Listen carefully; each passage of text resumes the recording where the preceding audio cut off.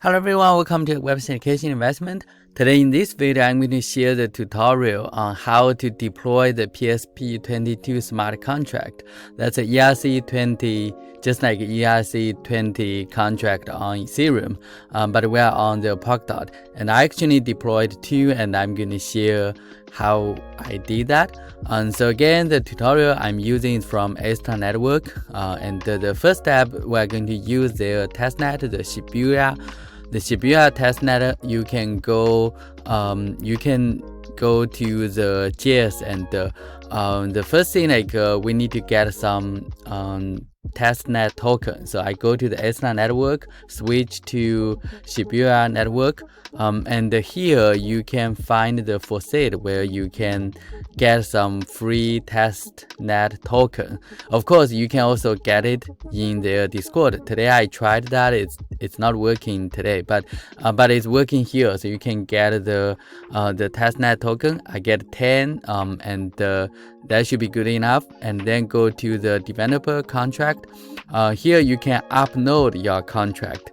And so somehow the first time I tried to upload the contract, and somehow it didn't work actually. So I just put the initial supply number and the deploy.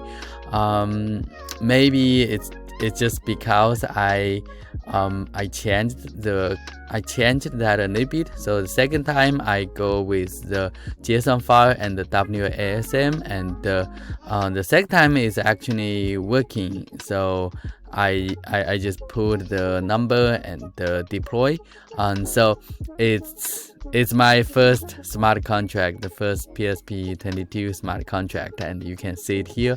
And so I'm quite excited because that's my first one on the Polkadot, and then the next step would be like how I can interact with this smart contract. Another interesting thing is I actually send one testnet token to the smart contract, and I find out I cannot send it out from the contracts.